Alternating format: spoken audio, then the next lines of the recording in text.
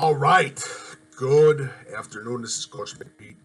Gonna go through 1A to 8A. The first video is gonna be 1A to 4A, and then 5A to 8A. The second video, you can probably find the second link as well for the second video. But this is the first video for 1A to 4A. So let's get started. Go over some of the games that interest me, and some of the teams that interest me too. So for 1A, I really am intrigued by Leroy, Lena Winslow, and Forston. Aurora Christian looks just absolute great, especially with being seated in the 9th position. I think you have to favor Aurora Christian. I know a lot of people are doing that, especially some of the smaller division media outlets. They're favoring Aurora Christian, and I completely understand. I think it's going to be interesting to see how Hampton, the quarterback of Aurora Christian, warms up in the playoffs. It'll be very interesting to see, especially after the first game, his completion percentage and how many, if he gets into that 60 to 70% percentile. But they have a great group of athletes in Aurora Christian. Now, Toledo Cumberland at Fisher is one of my top games for the first round. Definitely a game to keep an eye out for, as I talked about numerous times. Cesar Valier, I think the big question for 1A and 2A and a lot of other stuff, and I say this again, is the Black Diamond going to finally go far? And I really think that this could be one of the years. I thought it was last year, but hopefully it's this year.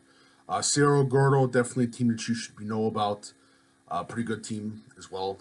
Also, Toledo Cumberland, as I said before. The Fisher Bunnies, definitely. Georgetown Ridge Farms got a great offensive line and defensive line. Keep an eye out for.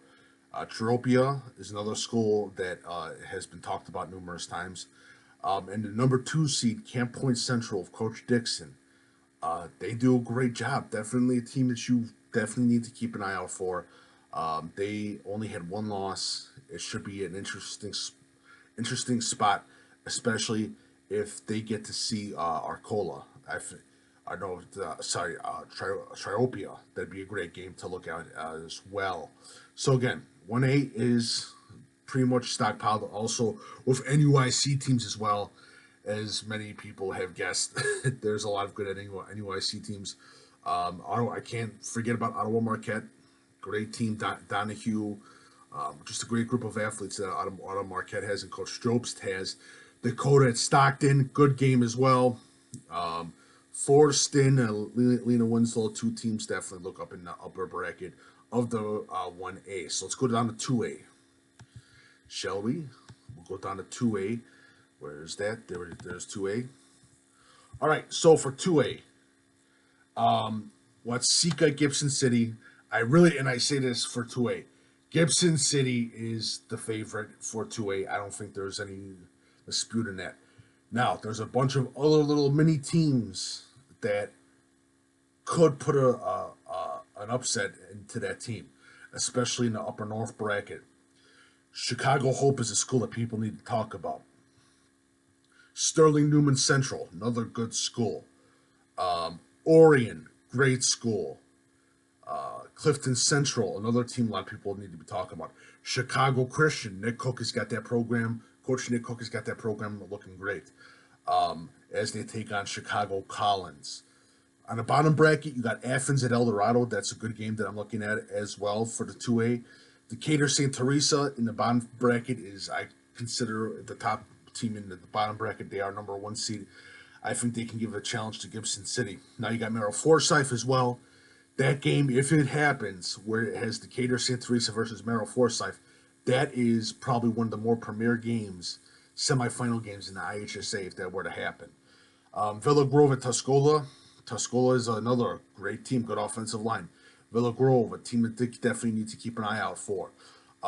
Chester at Warrensburg-Latham. I had Chester as one of my surprise teams from the Black Diamond Conference. They've done it.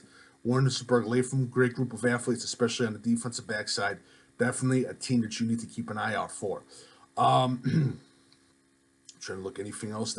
That's about it for 2A. Got pretty much the whole 2A thing talking about. El Lido Carthage, that's another good game. Carthage, as everyone knows, is a powerhouse, small school powerhouse. Definitely a team to keep an eye out for. Clifton Central, Rockridge, good game. EPC, definitely you want to keep an eye out for. Another NUIC team that could give a challenge to them, could give a challenge to Gibson City. So it's going to be a good 2A conference, just like the 1A conference. Again, the thing about 1A, 1A, 2A, 3A, those three divisions for 1A, 2A, 3A, there's going to be quite possibly a lot of surprises, and I think there's going to be a lot of challenges, and I think it's going to make for three of the best brackets in the IHSA this year. I think they're a lot better than 8A, 7A, 6A, and 5A. That's my personal feeling. 1A, 2A, and 3A are going to be some of the most entertaining classes for this playoff time today, this fall in November. Sorry about that. Do apologize. All right, let's get to 3A. Where are you? There you are. 3A. Here we go. All right, so 3A, Rock Island, Allman. At Brian, I got Brian for that one. Brian's going to be looking great this whole first two games. Lyle's got Dwight. I don't think that's big of a surprise. Oneida at Popular Grove. North Boone is definitely a team to keep an eye out for, especially with their quarterback. Herscher versus Chicago Dunbar. I'm going to give Herscher the upset on that one. I'm going to give Herscher also a great game against Spring Valley Hall. I think Hall can beat Chicago Clark. Wilmington at Monmouth Roseville. I think Wilmington can win that game. I think Wilmington's going to be going to Eureka in round 2. St. Joseph Ogden at Monticello is a game to look out for. Anna Jonesboro is definitely a team to keep an eye out for, as I say. Farmington, another school, good offensive line. Beardstown is a team that has lit up the scoreboards. Great defense, great offense, as Pleasant Plains takes them on.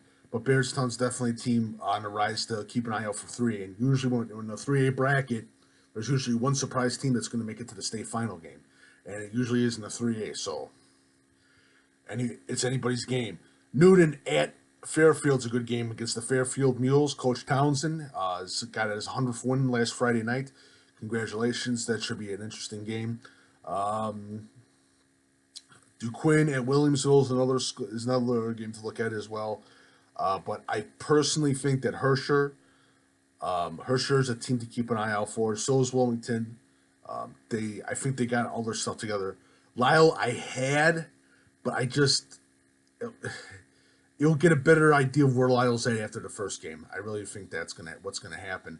Princeton's another team to keep an eye out for as well.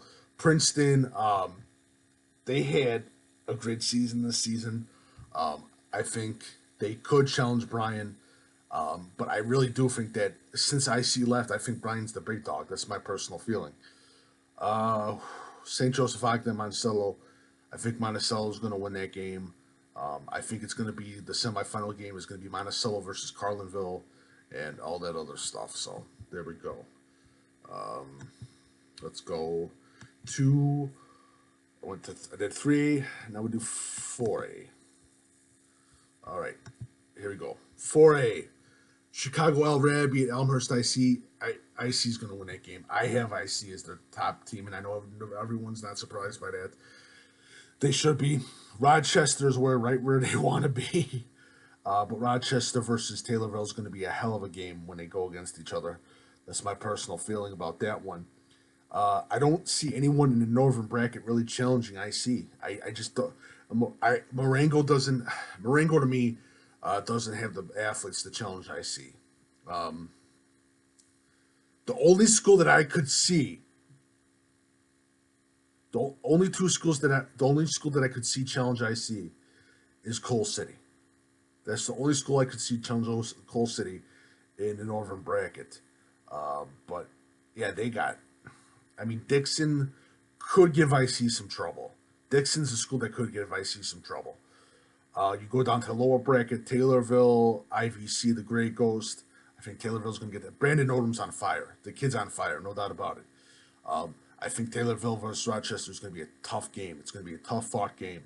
Salem at Paris, Effingham at Breeze Mather Day is a great game. Only at Bishop Mac. A lot of people are talking about that one. That's a good game to look at as well. Prairie Central versus Murfreesboro is a good game, especially if you look at Prairie Central. They would definitely, if they get that win, if they get that W, would be a team to look out as in the second bracket. But the Northern bracket's sort of like yeah, there's not. I was hoping that they would mix up some more teams and get some teams up in the Northern bracket, but I think the only IC thing that's gonna the only thing challenge that IC is gonna see is quite possibly maybe a Richmond Burden or a Coal City, or maybe a Johnsburg if they get on fire. But all the rest, I just don't see it. I rarely don't see it. Urban Prep Brownsville is probably going to beat St. Edward, and I think they got a good chance of beating Marengo, upsetting Marengo. But that's about it. That really is about it. Wayne Academy, Coal City is the Deep Dish Football Game of the Week overtime edition. I think that's going to be a good game. That we'll see what happens with that. Wayne Academy played IC. If Wayne Academy beats Coal City, I would say watch out for Wayne Academy if they beat Coal City. They got a quarterback in Forson, but we'll see what happens. It's going to be a good game. But that is it for 4A. Next video, I will do 5A to 8A, talking about those teams as well and all that other fun stuff. Make sure you follow Coach Big Pete and Deep Dish Football on Twitter, Facebook, and Instagram. Visit deepdishfootball.com if you have any questions. Email me, coachbigpete@fp@gmail.com. And again, please pay attention. Playoff projections and all the other stuff mean crap. All the teams that I have said, probably half are going to be wrong. Last year, I was wrong completely on 1A to 3A. 7A to 8A, I was completely right on. So it just changes up. It changes a lot. So please don't. Oh, they won. You're bad. Yeah, because I don't do that stuff. Because this is just saying. Look at these. Look at this team. This team looks good. And in my mind, if you have a good running attack, if you have a good offensive line, you're going to do good in the playoffs because of the cold weather. That's just common sense. Football common sense. So, come on. All right? If you like my work, feel free to leave a tip via PayPal on the link below. Thank you so much and have a lovely day.